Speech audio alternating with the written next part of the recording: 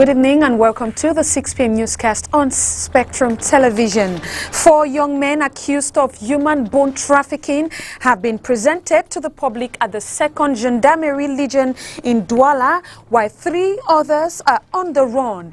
Details of the activities in a moment in this newscast. Plus, we are still in the back-to-school season and various methods of administering lessons in schools will be talked about on tonight's edition of the news, given the present context of the COVID-19 pandemic. And Camairco is set to resume flights officially this Monday as the company has revealed a new aircraft to boost its activities. And those are top stories.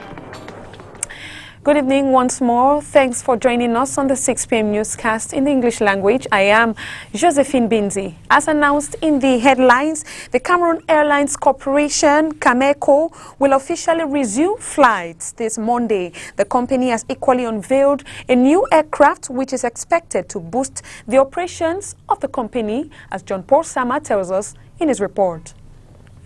Barely 7 months after the country's borders were shut, putting a pause on flights as a measure to curb the spread of the coronavirus, the management of Camairco has announced plans to resume officially come October 12, 2020. The first flight, and then modifications will come later, because we're not going to, after being absent for such a long time, you cannot start by going to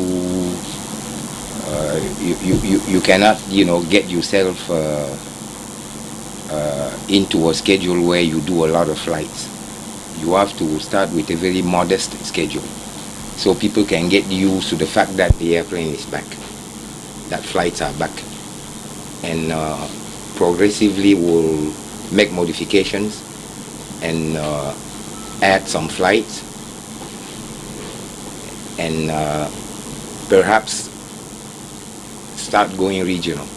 This resumption will also permit the company to provide improved services to her customers. Learn from the past mistakes, okay? And things have not been easy. And we had a long time to prepare ourselves.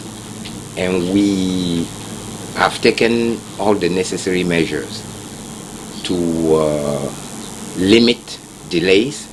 You cannot say that there will be no delays, because there are things that you cannot control, like weather, and you can, in aviation, you have a lot of things that can happen that you cannot control.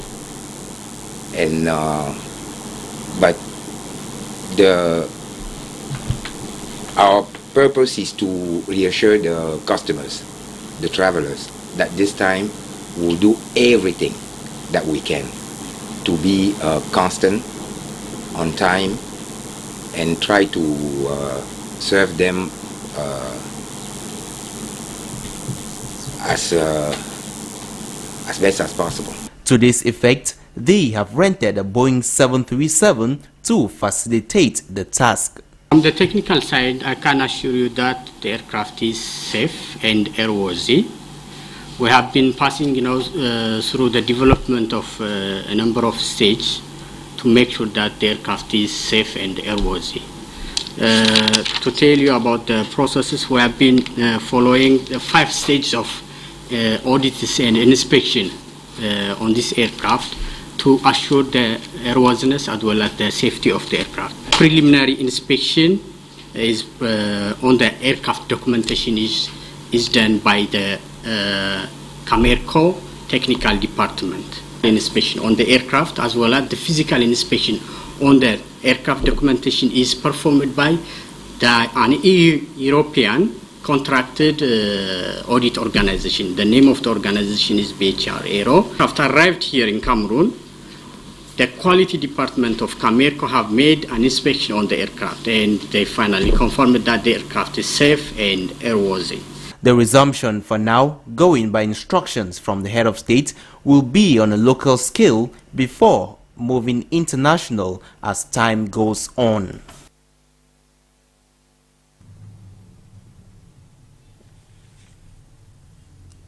CEMAC member states have lost 500 billion CFA francs in petroleum revenue in the first quarter of 2020. The situation is being blamed on the COVID-19 and public spending. Peter Nsosier has details. An analysis on the execution of public finance in the CEMAC sub-region by the Bank of Central African States (BEAC) states that the petroleum sector registered diminishing returns on the first half of 2020, with a barrel at $26 in March this year against $60 per barrel at the end of 2019. Petroleum revenue from CEMAC countries dropped considerably. To break this down, CEMAC member states have registered a 500 billion franc CFA drop in the first half of 2020, and their respective treasuries could bleed further going by recent projections. An evaluation of the economic and financial incidences of COVID-19 on the economies of CEMAC countries realized by the Economic and Finance Reforms Body of CEMAC predicts that over 2,600 billion francs CFA could be lost by the end of the year. This implies that Equatorial Guinea, Congo, Gabon and Chad could take more of the shock, since petroleum revenue accounts for 80% of their state budget, compared to Cameroon, whose state budget comprises 25% of petroleum revenue. The deterioration of public finance in the sub-region has also been ascribed to spending. Between January and April 2020, total spending by the 6 CEMAC states dropped from 2,461 billion francs CFA to 2,444 billion francs CFA, creating a deficit of 495 billion francs CFA in 2020 against 15 billion in 2019. BEAC states that the drop in revenue has pressured CEMAC countries to resort to loans, which in turn increased their global debt by 1.3% of the public investment budget. On to this brief from the Southwest region, Mange Donatus Asu has been appointed Deputy General Manager of PAMUL, while Tapia Mbile, until now CDC Technical Director, is now new General Manager. The extraordinary board meeting just held in Limbe in the presence of the Minister of Agriculture and Rural Development, who made the announcement, which has been confirmed by the board.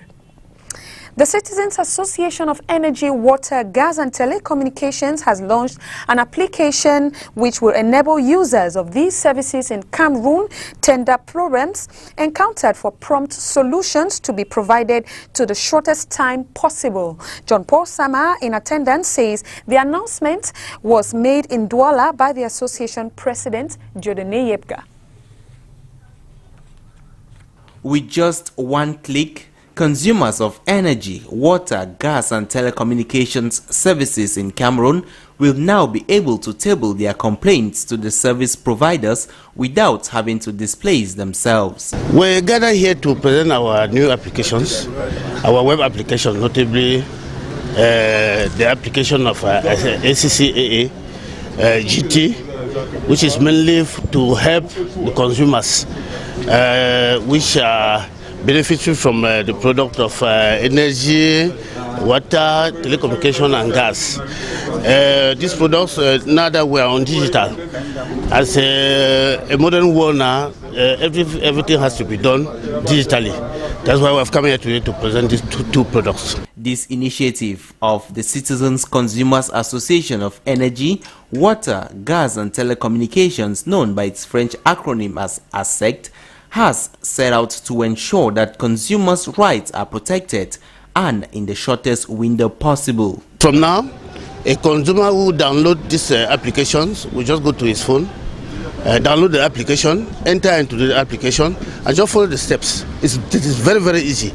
A consumer will no longer go to maybe a Neo or Camwata or maybe Camtel to address his problem. He can just address the problem through his phone, and from the phone, the application, there's a whole crew at the back office who will treat the follow-up and come back to the consumer for a good result. How quickly is this follow-up done? Yes, it depends of the way the consumer have described his problem. I also depend the disponibility of the availability of the operator.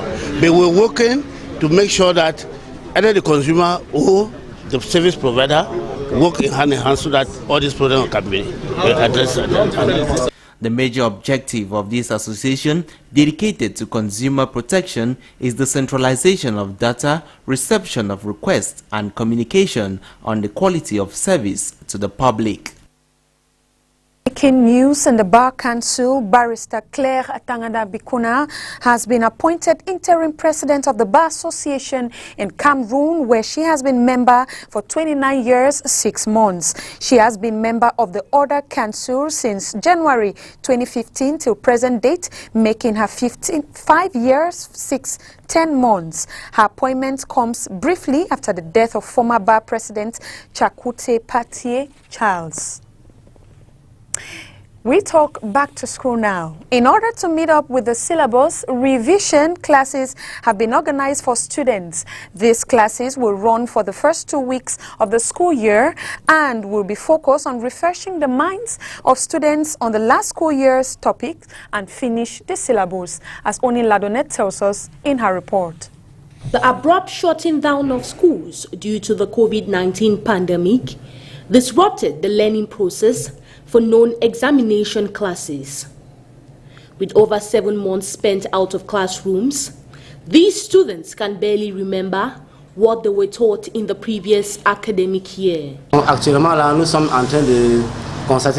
we have noticed that these students barely remember what they were taught, but are understanding slowly. I think we'll be able to look into everything left undone. In order to keep them up to date in their education, the first few weeks is consecrated for revision. Because of that COVID-19 also, we have programmed in a way that work that was left undone in the previous year have to be covered before we start the syllabus of the new class. That's what we are doing now. And I would like to assure you that this year school started very well. On the first day of the opening, we had a good enrollment. Second day and the third day now, things are going on well. These students are happy to reunite with friends and are ready to work in collaboration with their teachers in order to ensure a successful academic school year. For our program, that our syllabus that we have not yet finished in our Form 4, I can tell you that our teachers are doing their best to make sure that they undergo it, to make sure that they treat all our syllabus, that everything that we need, they do it for us. In the sense that also, we also as a student we also go home, try to read in our textbook in order to help our teacher, because them doing it, they cannot do it alone, we do it by ourselves also. The past 7 months we have not been going to school, and we know we are facing so many difficulties throughout this year, and we know our teachers, the teachers that have brought us here, that have come here to learn, they will continue, they will give us more enlightening to do whatever thing. We'll try our effort to have more, to learn more and more, so that we can make an effort to make this school year a successful one. In most private schools here in the economic capital, Douala, extra studying hours have been created for students of the examination classes. Onto this top story, 4 suspects between the ages of 20 to 22 years accused of human bone trafficking have been presented to the public and the 2nd Gendarmerie Legion in Douala today, while 3 other suspects are on the run. Pete and Saucier has more. The 4 suspects aged between 20 to 22 were picked up by elements of the Service for Judicial Research at the National Gendarmerie in possession of human bones. It is the fruit of a tip-off, as the investigating officer recounts. The exploitation of the information led to the arrest of 4 young men out of 7 implicated, and they have confessed to their crimes. Notamment la violation de tombeaux et de cadavres. The bones retrieved from the suspects constitute the remains of a deceased from the known division of the West region. Comme que les squelettes en leur possession résultaient des restes du sieur. The skeletons in their possession are the remains of Mr. Mezak, who died 3 years ago and buried in Koptamo. They were looking for potential buyers on social media, particularly Facebook. Et était à la recherche d'un éventuel preneur client à travers les réseaux sociaux, notamment Facebook. Their booty is evaluated at 15 million francs CFA. Human bone trafficking is growing in leaps and bounds in Cameroon at a disturbing rate, and the forces of law and order are counting on the population to wipe out the phenomenon. We are calling on the population to work with us so that we can achieve desired results, which is wiping out vices from the society.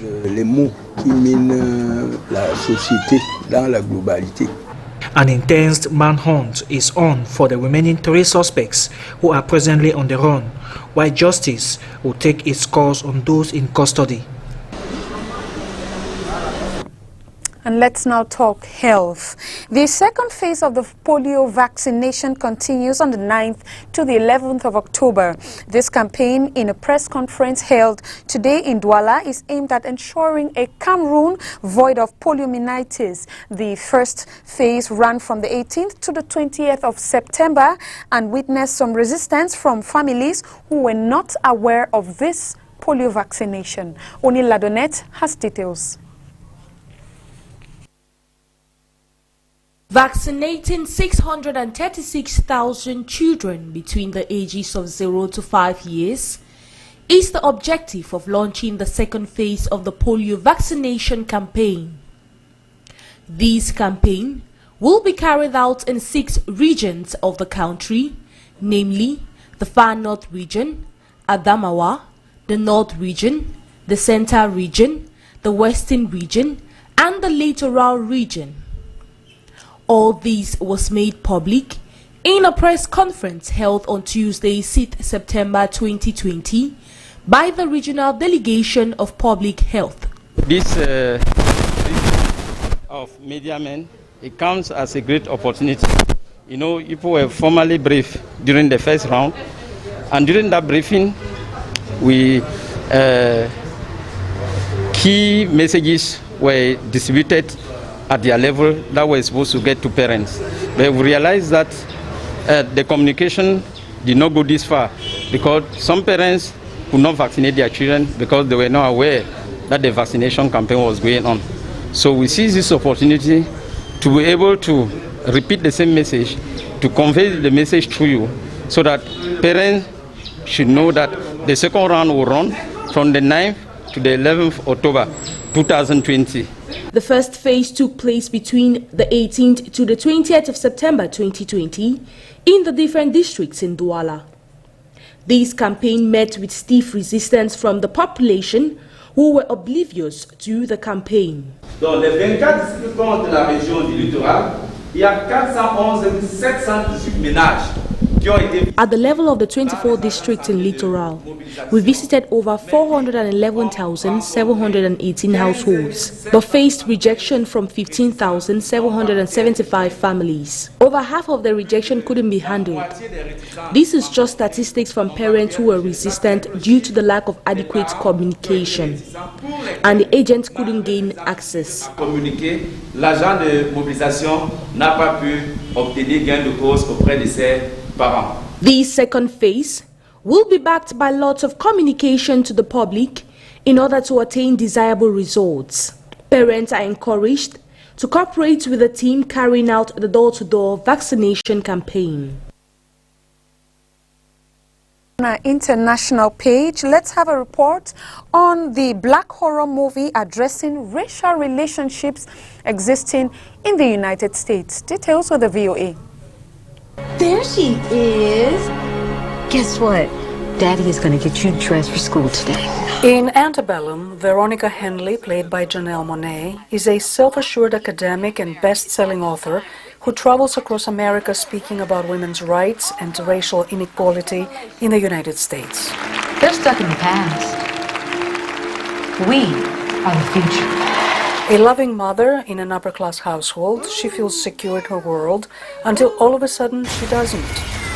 Veronica gets kidnapped and transported to a Louisiana plantation recreated as a replica of one from the 1800s. There, along with a large number of other African Americans who have been abducted, she suffers atrocities. She's given a new name and she is forbidden to speak. Antebellum filmmaker Gerard Bush tells VOA that this horror story came to him in an actual nightmare. And it felt like this woman was screaming across dimensions for help, that this needed to be told, that I needed to get the truth out. That is the only way I can describe it. Film critic Tim Gordon acknowledges the power that slavery evokes in antebellum and as a theme in the black horror film genre. I thought 12 Years a Slave, which I think is probably the platinum level of this genre, which tells this story, kind of did an amazing job. But Gordon says black horror should focus more on the African-American experience in a modern setting. Because I don't really think you got to go far to find the horror in the culture. You just have to be very attentive and be able to articulate it to audiences. Whether it's just a little slice, as there's a scene in Antebellum where they go to a restaurant and there's 3 of them and they try to seat them by the kitchen next to the dirty dishes. Antebellum filmmaker Christopher Rance tells VOA that while his film focuses on slavery, its modern setting gives it a compelling twist. He says Jordan Peele's 2017 horror blockbuster, Get Out, where black people are held captive for medical experiments by white supremacists in today's America, set the stage for Antebellum. I'm not sure if the reception would have been the same if Get Out had not happened and was not so successful. Tim Gordon says Hollywood's embrace of black horror has helped it expand into streaming series, such as the Emmy-winning Watchmen, a fictional superhero drama based on a graphic novel where in an alternate universe a female vigilante cop takes on white supremacists. And Lovecraft Country, a new HBO TV series that blends superhero, sci-fi, and horror genres set in the Jim Crow era. Anything that Jordan Peele is producing and doing in Lovecraft Country, to me, are the epitomes of what this genre can be.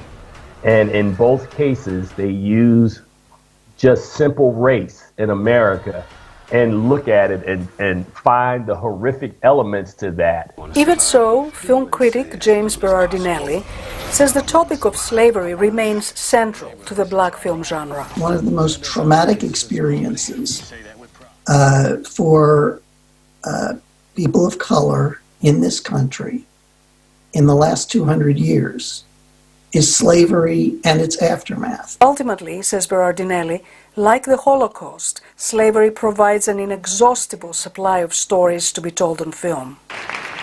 Antebellum filmmaker Christopher Rance agrees. I think that everyone needs to constantly be reminded, and that's the only way that we will never forget and make sure that it never happens again. So I think there's room for a bunch of different stories. We're ready to tell a bunch of different stories. Penelope Pulu, VOA News, Washington.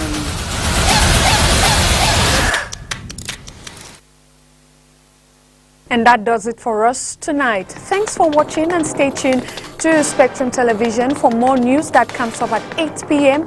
with Orion Duncan in the French language. Stay tuned to STV for more interesting programs. We will be back tomorrow. Until now, it's good night.